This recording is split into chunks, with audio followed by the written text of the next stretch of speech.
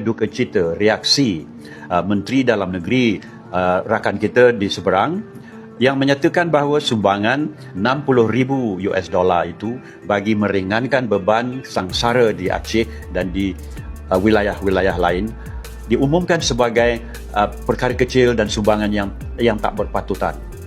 Ini bukan berbudi bahasa sebenarnya. Dengan segala kerendahan hati kami minta maaf ya. Nagari jiran Malaysia panas. Mendengar ucapan Mendagri Tito Karnavian yang seolah menganggap enteng bantuan kurang. 1 miliar rupiah dari Malaysia untuk korban banjir Aceh.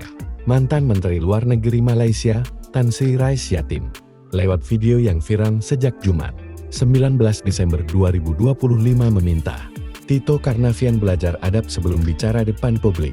Persoalan bermula dari ucapan Tito di Suara Lokal Mengglobal yang tayang di YouTube Sabtu 13 Desember 2025 yang menyebut bantuan medis dari Malaysia 1 miliar rupiah itu tak seberapa dibanding anggaran raksasa Indonesia. Tito sebenarnya bermaksud menunjukkan kemandirian bangsa. Namun Tan Sri Rais yatim menilai bantuan kemanusiaan tidak pernah diukur dari angka.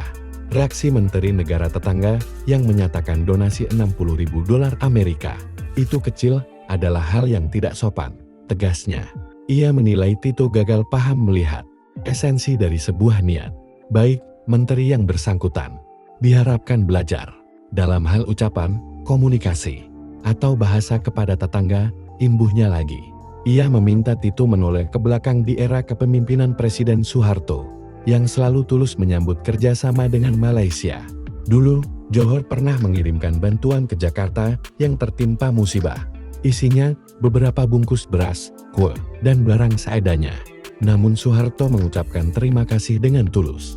Berbeda dengan sekarang, ketika Menteri Dalam Negeri Indonesia justru menyatakan bantuan tersebut hanya sekelumit atau terlalu sedikit. Mengapa sulit untuk mengucapkan terima kasih? Tanya Rais dengan nada retoris.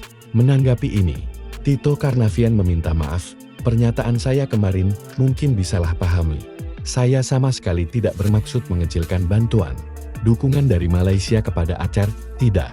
Sama sekali tidak bermaksud itu, katanya. Saya sama sekali tidak bermaksud mengecilkan bantuan dan dukungan dari saudara-saudara kita di Malaysia. Kalau ada yang salah paham, saya minta maaf, ujar Tito.